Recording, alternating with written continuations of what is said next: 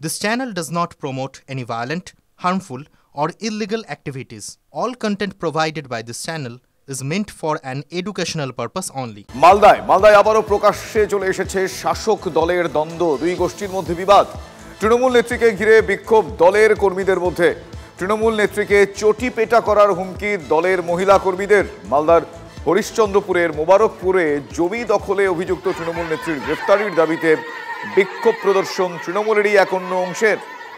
তৃণমূলের কৃষক সেলের নেত্রী সালমি খাতুন এবং তৃণমূল নেতা সালাম শেখের বিরুদ্ধে তৃণমূল কর্মী রহিম আলীর ৩ বিঘা জমি দখলের অভিযোগ ওঠে। দুই পক্ষের মধ্যে লাঠি রড নিয়ে সংঘর্ষ, বোমাবাজির অভিযোগ ওঠে। অভিযোগ, জমি দখল করতে গিয়ে এক মহিলাকে বিবস্ত্র করে মারধর করা হয়। আর কি কি অভিযোগ রয়েছে আমি জানবো। আমার সহকর্মী সুব্রতোষ সেই মুহূর্তে আমার সঙ্গে রয়েছেন। সুব্রতোষ, কি নিয়ে বিবাদ এবং বিবাদ এই পর্যায়ে পৌঁছলো কেন? জানা যাচ্ছে এরা তো সবাই একই রাজনৈতিক দলের সমর্থক, তাহলে গোষ্ঠী কোন দল আবারও প্রকাশ্যে? দেখো শুভজিৎ, পেছনে আছে হচ্ছে জমির দখলদারি। কারণ এই এলাকায় হরিশ্চন্দ্রপুরের মোবারকপুর এলাকাতে সেখানে কয়েক কাঠা জমি রয়েছে এবং সেই জমির দখলদারিকে নিয়েই মূলত সংঘর্ষটা বাধে এবং অভিযোগ ওঠে যে সেখানকার কিষাণ সেলের যিনি নেত্রী আছেন স্থানীয় সালমি খাতুন এবং সালাম শেখ সহ আরো কয়েকজনের বিরুদ্ধে থানায় অভিযোগ দায়ের হয় হরিশ্চন্দ্রপুর থানায়। এবং সেখানে বাধা দিতে গেলে যার সেই রহিম আলীর মাকে বিবস্ত্র করে মারধর করার অভিযোগও ওঠে এবং সেই অভিযোগও থানায় জমা পড়ে। তারপরে এই তৃণমূল নেত্রী বা কাউকে পুলিশ কিন্তু গ্রেপ্তার করেনি। এরপরেই এই নিয়ে উত্তপ্ত হয়ে ওঠে। আজকে বিকেলের পর থেকে মূলত রীতিমতো উত্তপ্ত হয়ে ওঠে এলাকা এবং গ্রামবাসীরা, বিশেষ করে মহিলারা, তারা সেই নিজেদের জমি দখলের চেষ্টা করে, আবার পুনরুদ্ধার করার চেষ্টা করে, পাশাপাশি বিক্ষোভ দেখায় এবং তারা পরিষ্কার বলে দিয়েছে যে সালমি খাতুন সহ অন্য নেতা নেত্রীদের তারা গ্রামে ঢুকতে দেবেন না এবং হাওয়াই চটি তুলে নিয়ে তারা মানে বিক্ষোভ দেখান এবং তাদের স্পষ্ট বক্তব্য যে চটি পেটা করবেন গ্রামে ঢুকতে এলে। এই নিয়ে পুলিশও যায়, পুলিশের সঙ্গেও কিন্তু যেটুকু এখনো নিয়ন্ত্রণে আনতে পেরেছে পুলিশ কি পরিস্থিতি নিয়ন্ত্রণে আনতে পেরেছে? এখনো পর্যন্ত পরিস্থিতি নিয়ন্ত্রণে নেই। একটু আগে পর্যন্ত পুলিশ গ্রামে ঢোকার চেষ্টা করে, মানুষদেরকে বোঝানোর চেষ্টা করে, কিন্তু পাল্টা তারা দেয়। ফলে পুলিশ ফিরে আসে এবং পুলিশ প্রস্তুতি নিচ্ছে যে আরো বড় বাহিনী নিয়ে গ্রামে ঢোকার। শুভজিৎ, ধন্যবাদ সুব্রতোষ।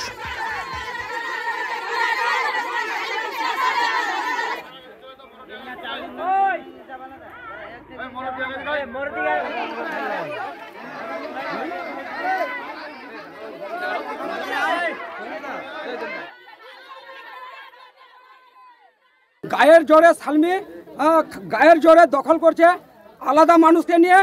ও বলছে আমাদের কিছু করতে পারবে না, থানা আমার পকেটে দখল করতে চাইছে। বলছে আমরা বেলে কিনে নিয়েছি, কিছু নাই কাগজ কলম, তাও শক্তির জোরে নিতে। জায়গাটা কার? সারাপথের আছে জায়গাটা, ডকুমেন্ট আছে, সব আছে, তাও শক্তির জোরে বলছে আমি বেলে দখল করব। না, আপনারা কোন পার্টি করেন? তো তৃণমূল আপনাদেরকেই এইভাবে করছে?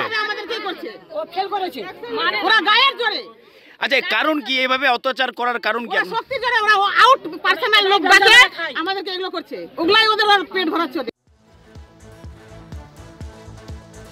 এবার চোখ রাখি উত্তর দমদম পুরসভায়। সেখানে 2022 সালে ভোট হয়। 34টি ওয়ার্ড, সেখানে 33টি ওয়ার্ড তৃণমূলের দখলে যায়।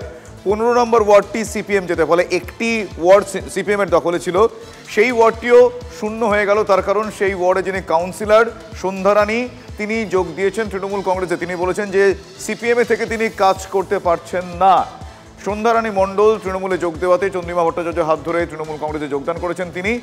ফলে এই মুহূর্তে উত্তর দমদম পুরসভায় 34টি দখলে চলে গেল তৃণমূল কংগ্রেসের, সিপিএম এক্ষেত্রে শূন্য। ও বুঝতে পারছে যে কাজ করতে গেলে যেরকমভাবে সবার সহযোগিতার প্রয়োজন হয়, সেটাও নিজেই বলল যে সেই সহযোগিতা কিন্তু ওকে তৃণমূল কংগ্রেসের কর্মীরা পরাজিত হয়েছে আমাদের প্রার্থী, এটা মনে রাখতে হবে। তা সত্ত্বেও কিন্তু তৃণমূল কংগ্রেসের কর্মীরা ওখানে উন্নয়ন হবে না এমনটা চায় না। ছোট বয়সের মনে ওটা দাগ কেটেছে, তাই আজকে সন্ধ্যাও আমাদের সাথে এসছে। আমি খুশি। এবার খোদ তৃণমূল কংগ্রেস কাউন্সিলরকে খুনের হুমকি, তাও আবার বিদেশ থেকে ফোন আসছে। তিনি বলছেন উরুগুয়ে থেকে ফোন আসছে। বিস্ময়কর বটে। চাঞ্চল্যকর অভিযোগ করেছেন পানিহাটির কাউন্সিলর সম্রাট চক্রবর্তী। আতঙ্কিত কাউন্সিলর এবং তার পরিবারের লোকজন খড়দা থানায় অভিযোগ দায়ের করেছেন পানিহাটির 23 নম্বর ওয়ার্ডের তৃণমূল কাউন্সিলর। কি বলছেন তিনি শোনাবো আপনাদের। একটা আননোন নাম্বার থেকে আমার কাছে কল আসে, সে কলটা রিসিভ করি। আমাকে প্রচ্ছন্নভাবে হুমকি দেওয়া হয়, শুধু আমাকে না, পানিহাটি মাননীয় বিধায়ক মুখ্য সচেতক নির্মল ঘোষকে হুমকি দেওয়া হয়, তার পুত্র আমাদের পানিহাটি পৌরসভার পৌরপ্রধান পরিষদ সদস্য তীর্থঙ্কর ঘোষকে হুমকি দেওয়া হয় এবং আমাকে প্রত্যক্ষভাবে আগামী দিনে রাজনীতির সঙ্গে থাকতে বারণ করা হয় এবং একটি ফেসবুক পেজের কথা বলে যেখানে আমার সম্পর্কে লেখা আছে সেটা দেখতে বলা হয়। সেই পেজটা যখন আমি দেখি তখন দেখা যায় সেখানে আমার পরিবার তুলেও হুমকি দেওয়া হয়েছে এবং রাজ্যের মাননীয় মুখ্যমন্ত্রী মমতা বন্দ্যোপাধ্যায় সম্পর্কে অশ্রাব্য ভাষা লেখা হয়েছে। তার থেকেও ইন্টারেস্টিং যেটা, এই হুমকিটা সবটা দেওয়া হয়েছে তিলোত্তমাকে কেন্দ্র করে, তার ঘটনাকে নিয়ে, এবং প্রকাশ্যে তারা তিলোত্তমার নাম ব্যবহার করে এই হুমকিটা দেয়। আমি জানি না কারা করেছে, কে বা কারা করেছে। অন্যদিকে কামারহাটি 29 নম্বর ওয়ার্ডের জল খেয়ে অন্তত 25 জন অসুস্থ হয়ে পড়েছেন বলে জানা যাচ্ছে। অবস্থা গুরুতর হওয়ায় বেশ কয়েকজনকে হাসপাতালে ভর্তি করতে হয়েছে। কামারহাটি ইএসআই এবং সাগর দত্ত মেডিকেলে ভর্তি বেশ কয়েকজন। পানীয় জল ব্যবহারে সতর্কতার পরামর্শ পুরসভার। টোটোয় চড়ে প্রচার 29 নম্বর ওয়ার্ডের তৃণমূল কাউন্সিলর নির্মলা রাইয়ের। পুরসভার পক্ষ থেকে পানীয় জল পরীক্ষার প্রক্রিয়া শুরু হয়ে গিয়েছে ইতিমধ্যেই।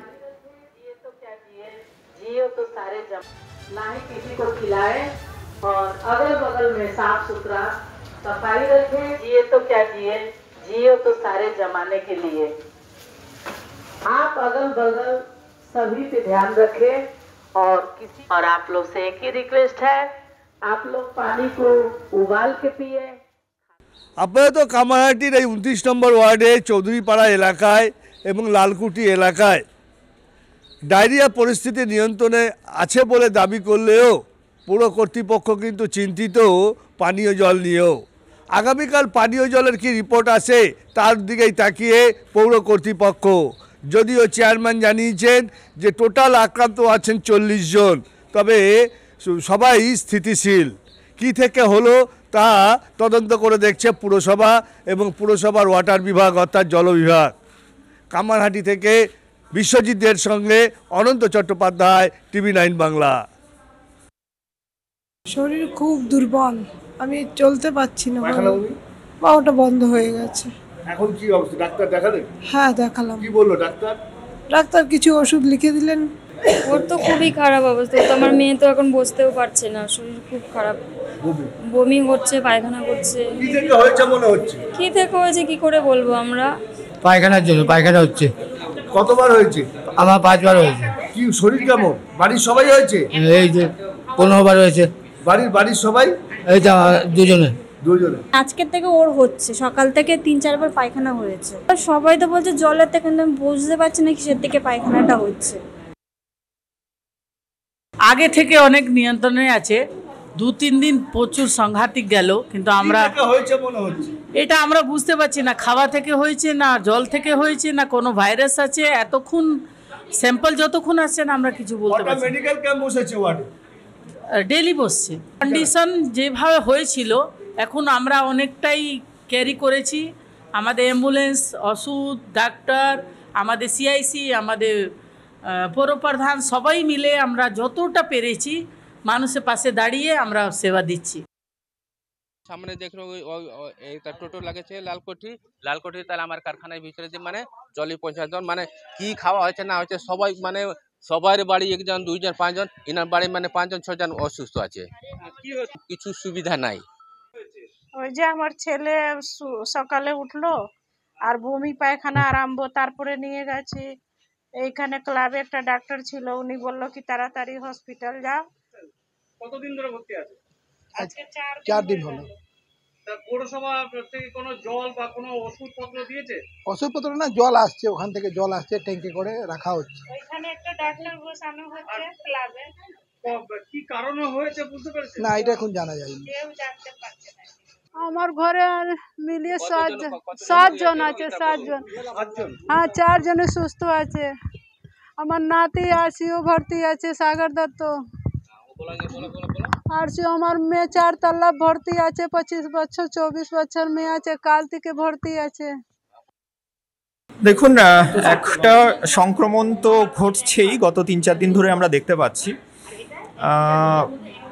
একটা পকেটেই হচ্ছে, এটা প্রাথমিকভাবে ধারণা করা হয় জল থেকেই এই রোগটা ছড়ায়, প্রাথমিকভাবে আমরা ধারণা করছি। জলের নমুনা অবশ্যই পাঠানো হয়েছে, সেটা টেস্টের জন্য গেছে, রিপোর্টটা পেন্ডিং আছে। গত 3-4 দিনে আমরা 50-এর উপরে পেশেন্ট পেয়েছি। এর মধ্যে আজকে এখনো পর্যন্ত আমরা 4-5 জনকে দেখেছি। গতদিন আমরা 17 জন পেশেন্ট পেয়েছিলাম। কালকে থেকে আজকে কম আছে, মানে গত কয়েকদিনের তুলনায় আজকে কম আছে। আমরা কালকে আমরা রিপোর্টটা পাবো, আর সেই রিপোর্টটা পেলেই আমরা কালকে বুঝতে পারবো কেন হলো। তাছাড়া প্রাথমিক আমরা হচ্ছে ডায়রিয়া হয়েছে ইত্যাদি হচ্ছে, তো হচ্ছে তার জন্য যে ওষুধ প্রাথমিকভাবে আমরা কিছুই বুঝতে পারছি না। তার কারণ টিউবওয়েলের জল তো বিভিন্ন জায়গায় যাচ্ছে, সব জল যাচ্ছে, সবই ঠিক আছে, এখানে দুটো সোর্সের জল আছে। একই মঞ্চে যুযুধান দুই নেতা গৌতম দেব এবং শঙ্কর ঘোষ। শিলিগুড়িতে এই ছবি দেখতে পাওয়া গিয়েছে। পুরোহিতদের অনুষ্ঠানে মঞ্চে একসঙ্গে হাজির তারা। ডাবগ্রামে ওই অনুষ্ঠানে যোগ দিতে যান শিলিগুড়ির মেয়র গৌতম দেব, আর সেই সময় সেখানে হাজির হন বিজেপি বিধায়ক শঙ্কর ঘোষ। আর সেখানেই একে অপরকে বিঁধতে ছাড়েননি দুজন। কারা আমন্ত্রিত জানেন না, এমনটা গৌতমের দাবি। পাল্টা শঙ্কর বলেছেন রাজ্য সরকারের কাছে এটা অস্বাভাবিক, কারণ রাজ্যের অনুষ্ঠানে বিরোধীরা ডাক পান না। পুরোহিতদের সম্মেলনে উনি আমি একই সময় এসেছি, একসাথে বসেছি। উনি আমার সিনিয়র লিডার, আমার তো বয়সজনিত কারণেও ওনাকে আমি সবসময় সম্মান করি। এর মধ্যে রাজনীতি খোঁজাটাই অন্যায়। আমার সাথে কথা হয়, দেখা হলে কথা হয়। আজকে কথা হয়নি, উনি মনে হয় একটু ক্লান্ত আছেন, ওই জন্য তাড়াতাড়ি চলে গেলেন। তো এসছি আমার মতো করে প্রোগ্রামে। এখন যারা এখানকার উদ্যোক্তা তারা কাকে ডেকেছে ডাকেনি আমি তো অত খোঁজ নিয়ে ঢুকিনি। আমি মঞ্চে ঢুকছি, আরেকজন ঢুকছেন, আমি আমার মতো বক্তব্য রাখলাম।